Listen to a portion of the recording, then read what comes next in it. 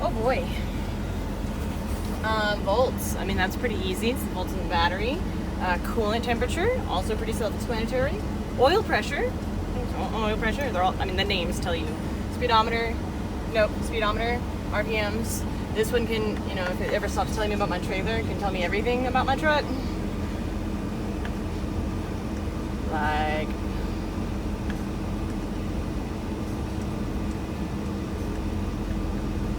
Just kidding. It's not in there. Anyways.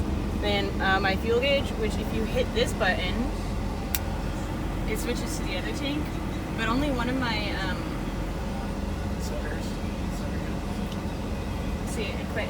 yeah.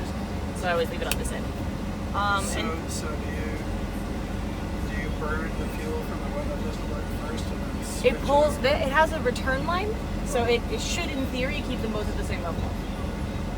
And then my air gauges, I have 2 air tanks. It just tells me how much air I have in them. I have to, between 100 and 125 is where they both want to be at. It's very important. It's used for the brakes.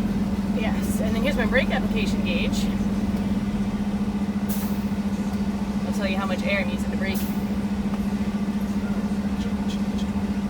Yeah, I idle it up so that when I park, I keep it at 900 RPM so that my oil pressure stays around 30. And then my fuel filter gauge, this basically just tells me when it's time to change my fuel filter. Yeah, that's fun. Amps, also pretty self-explanatory. My exhaust manifold. My DEF tank, which always reads full. That's what kind of tank? DEF, DEF, diesel exhaust fluid, that I definitely 100% use in this truck. My suspension load, this I can use this to tell how much weight is on my trailer.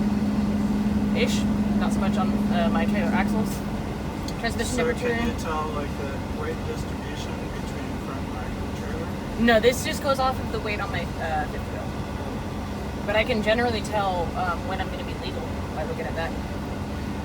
Transmission temperature. 4 hours, sir. I need us to get in the parking lot. Yep, I totally understood that. And then, honestly, I'm not really sure what these are. I don't ever look at them. I don't use this button because I don't have any PTO. This dumps the air suspension for when I drop my trailer or when I get up to a trailer. This I could use to slide my fifth wheel if I ever needed to. This will lock my axles if I get stuck somewhere. This, in theory, turns on my spotlights if my spotlights work. If they don't work, if I felt like forcing my ABS on or automatic traction control on, I would turn those on. This turns my chicken lights on and off. This turns my sleeper light on.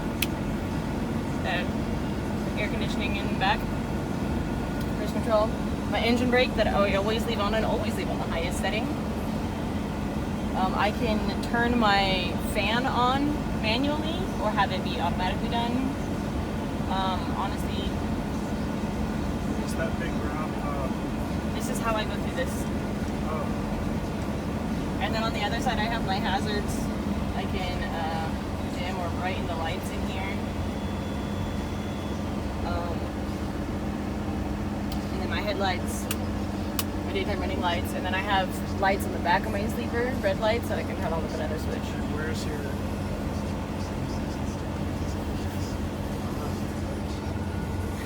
Do you hear it?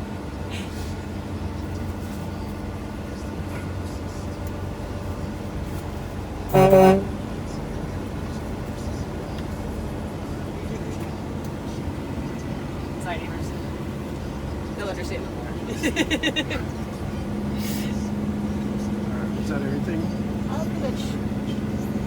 Shifter, 18 speed. You can tell it's an 18 speed because it has a little gray side splitter. Yeah, because it has a what? A gray side splitter. I think it's a splitter. So there's 2 splitters. All right. So what's the yellow and the red? This is your tractor brakes, this is your trailer brakes. I almost never set my trailer brakes unless I'm dropping the trailer. Do not ever disconnect your airlines without setting your trailer brakes unless you... Did you learn that the easy way or the hard way? Easy way. Okay. I was told a thing and decided not to get all that air in my